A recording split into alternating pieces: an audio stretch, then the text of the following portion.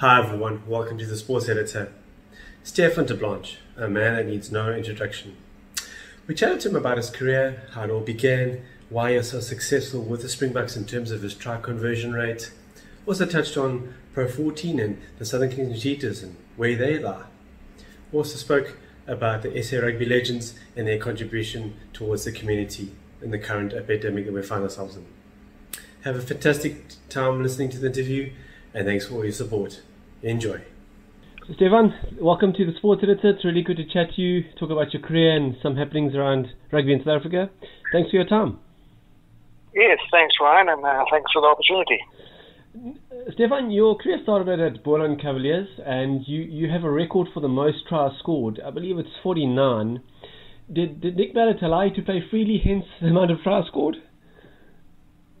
Yeah, well, I started in 1994, straight out of school. I studied at Teachers College in Wellington, Teachers College Boland in Wellington, and we played for Boland. But then Boland was like I wouldn't even call it semi-professional. We were pretty much amateur. We trained twice a week, and we played in basically the third division, because you had your Currie Cup teams, which is your top six, and then below them you had the old Western Transvaal, the Northern Free State, those teams, and then under that you had Boland, Stellaland, Far North, Laarveld, Northeastern Cape, and Vaal Triangle, to name a few in that division. So we started off there, 94, 95. Evan Janssen, former Springbok flanker, was our coach, and then in 1996 South African Rugby changed the format, and they allowed 14 teams into the Currie Cup. Then Nick Mallett came across from False Bay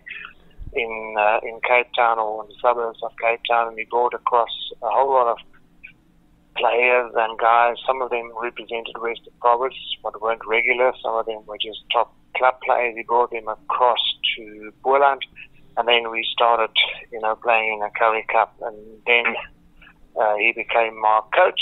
It wasn't without his hiccups, and I was very much a young, I had a bit of talent, but I certainly was rough diamond with regard to coaching and defensive lines and tackling in and tackling out, and drift defense and rush defense and all of that. So he didn't enjoy the way I defended. I could score tries, but he said, as soon as I learn to tackle, I can come back to his training and come and represent one of his teams. So he dropped me and said, you can't tackle, so you got to learn to do that. So then I went back and worked really hard. I was a bit obviously disappointed, but I knew that's what I had to do. That's one thing about Nick. He's very open, honest, and brutal to your face, but he at least tell you what you need to work on, and more importantly, how you're going to fix that. So, which was great. So I went away, got training, got stuck into a bit of gym work, and a great guy, Vernon Neville, who took me under his wing and, just taught me anything about professional sport, eating right, training, When I got back the next season, I just couldn't believe I put on proper size. I was faster, stronger. I was running in the front, and took a professional approach to a game that was still pretty much amateur in those days. And then I got back in the team. Nick left when he got the job as Springbok coach at Boland. Mike Bailey took over, and then I became Nick was the first Springbok coach to select me to play for the Springboks from all of that. So yeah, that's absolutely brilliant. And we're going to touch a bit more on the Springboks. I just want to ask you one or two more questions before we get there. Because after Boland, you obviously went to the Sharks, and that's when your career really seemed to kick off. Am I right in saying that? Yeah, and again, it's just, I wouldn't say call it what you like, coincidence, or being at the place at the right time. But again, at the end of 97, I finished my studies, 4 years of studies. So I was going to stay in Boland, play rugby there next year, which was great. But then Ian McIntosh phoned me from Natal. He was a coach for the Sharks, and said to me, he's had a chat to Nick Mallett. Nick said, I've got a bit of potential, but still got some work to do.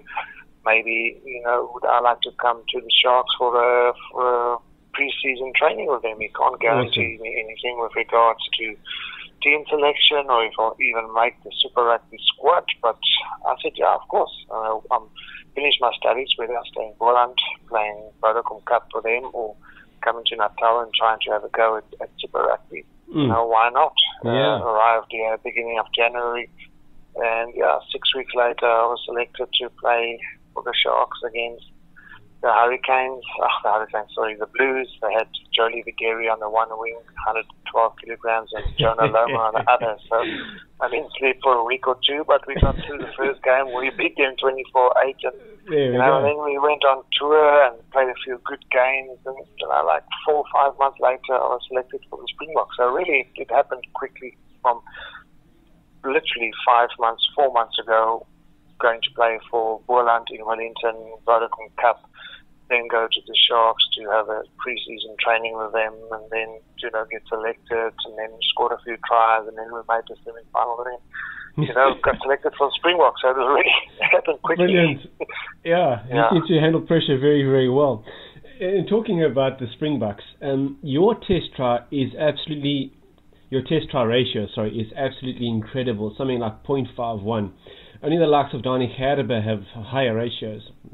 What was your secret to being such a great finisher? Jeez, I think the first season I scored a lot of tries, and it's always often your easiest season as well, because guys don't quite take notice of you unless you name on a team sheet. But after you score a few tries, guys all of a sudden realize that, okay, well, maybe if we stop the ball from going to this guy, we've got an opportunity of not conceding tries, and people work you out, and you have to find ways of. So in the first season, I had a good run, and then in '99 against Italy, also scored a few tries. So I guess I just enjoyed getting the ball in hand, and I always had to. I was talented, but I wasn't out pace like a Brian Abdana or those type of players. So I had to really work and get around the pitch, and I enjoyed that because I was always fit and always willing to work hard and to get myself into good positions. And in those days, I think the defensive systems weren't as sophisticated as they are these days. And there was a little bit more space for players to, once they got the ball into their hand, to produce a bit of magic and to score some tries. Well, you definitely produced some magic in 1998 against Ireland when you scored 4 tries for South Africa. Was it just one of those games where everything went well for you? Yeah, I mean, they took fireworks and stuff before the game. It was a cold Saturday night in Bloemfontein, and the mist and the fireworks were still settling, and I got a pass from Gary Teichmann to score within like 5 minutes of the game, and it sort of just set the tone. I must say, physically, I was in great condition going into the game. I was just often you go into a game with a slight ego or nothing career-ending, but sometimes you just don't feel right. I mean, that was probably the best I was ever prepared to go into a game. We had a good off-season, got out of a good Super Rugby with no injuries, so everything was just perfect going into that game. I still remember, kicking, because Hafi de Toy also made his debut on that day on the Friday, and just everything felt, you get to know your body, and everything was just in the right place. And then, as I said, a couple of minutes into the game, I got the ball from Gary, got over, and then the second half got in three more tries. Just had to work hard, but it was, everything just fell into place. No, it's brilliant. Well, hard work always pays off, and in your case, it definitely did, so that's brilliant. And then, Stefan, overseas obviously had a bit of a temptation, and you joined Ospreys, followed by Ulster. The Pro 12 then must have had added dynamics to your game and expanded your skills. Is that also a fair judgment on your time there? 100%. I mean, everybody goes through ups and downs in their career, and I'm certainly no different. So, by the end of 2003, we went to the World Cup. It wasn't a great year for South Africa in regards to World Cup rugby. There comes drama and, everything, and we lost in the quarterfinals. So I always said that I wanted to go overseas, and at the age of 28, having played 2 World Cups, I thought that would be a good time for me. Yeah. I've had opportunities to go before, but I didn't think it was the right time. But going at the end of the World Cup in 2003 to Wales, I think was perfect timing for me. Also, my rugby, I wasn't playing well, not myself, and you can't really lay a finger on it. It's just part and parcel of professional sport. Yeah. And it was the exact right thing for me to do. Driving into Wales, Swansea at 3 o'clock on I think it was the 16th of December. It was pitch dark outside. I've just come from a South African summer. I feel thinking to myself, what the hell have I done? Exactly. What have I let myself in for? But I mean, I was there for 4 years. Some of the best rugby times of my life. Fantastic coaching. Lynn Jones was our head coach, a Welshman, coached by, and we were coached in the backline by a young guy called Sean Holly. And some of the best coaching I've ever received in my life, some of the best training sessions, always had to think, always innovative on ways, learn about a rush defense and, really good under the high ball because of the conditions, your kicking game. Sure. Just brought a different dimension to the way I looked at the game, and also just made me realize when I came back to South Africa in 2007 that, that we've got a great country, a great place to play rugby, and yes. Overseas just made me appreciate that so much more, which was great. I was supposed to go for 18 months, ended up staying there for 4 years, and great time, learned so much, and it certainly revived and gave me a different perspective on rugby again, which was great, and it was a great timing for me, to do it. That's brilliant. And talking about the Pro 14. There was a comment by Keith Wood about the Cheetahs and the Southern Kings saying their involvement in the Pro 14 really isn't justified. They sort of got kicked out of Super Rugby. They're now being thrown to Pro 14. They don't belong there. What are your thoughts on that? Yeah, look, I'm not going to totally disagree with Keith. I think he's a good rugby guy, so I don't think he's facetious when he says that. That's just his honest opinion. And to be fair, if you add teams to a competition, I think you do so with the intent of improving the competition. That's without a doubt. With the King, are they improving the standard? Are they improving crowds? Are they bringing more people to the game in Pro 14? Probably not, because they don't have that following in the UK, Wales, Scotland, Ireland, Wales, and in Italy. So, do they really add value? You can't say that you disagree with Keith. The Cheetahs on the other side, I think they're a much better team than the Kings. They got some Springboks, they got some really good players. But with tradition, it's the same argument they have with Six Nations. I mean, it's one of the best competitions in the world with regards to crowds, with regards to people attending games, and just. It just works because it's got so much tradition. Same with the Pro 14, I think it's a great competition. You look at the winners from the Pro 14, you look at your Leinsters, Munsters, they are the big teams in that competition, and they've won European Cups, which is the whole of Europe. So it is a strong competition, and you've got to ask yourself, and I hear what he says, does the Kings really improve and bring something to the Pro 14 party? And he's probably right. Probably not so much as what they would. From a South African point of view, I do think that it's great for South African teams to play in that competition. Yes. And who knows, maybe with even the Big Six or the big in this country, they might even move and play north, and the Springboks might even end up doing that one day in a competition. So I think it's a great experience. I would love to have done that playing in South Africa, to go north and experience that, because I think it's a wonderful competition. But do they add really value to, not to the South African rugby community, but to the overseas? Probably not. Probably not. Are you going to go and pay good money if you have a choice? Do you want to watch Munster play Leinster? To top the Irish teams, or do you want to watch the Kings go and play Leinster? I know which one I would go for, and I think sort of that's where he's coming from. No, true. And we've got to, as soon as they start really challenging for top 4 positions and beat teams regularly and draw big crowds to the games, then without a doubt, but at the moment they're not doing that. Because talk about money, and it's obviously a very sensitive thing, and branch off into sort of 2 areas. It's first talk of South African players wanting to go and play overseas. There's just been recently headlines, even talk of Peter Steph Toy going. But can you blame the players for wanting to go and experience the rugby overseas, and doesn't it benefit SA Rugby overall? Yes, I think it does, and you can't blame players for doing that. They have a limited lifespan as a professional player, and you're trying to to get as much out of the game as you possibly can without, selling your soul. But in saying that, you can only play for so long. I think, players would be foolish not to look at massive opportunities from a financial point of view to go play overseas. And with the rule that Rugby recently brought in that players can play overseas and still play for the Springboks, there's just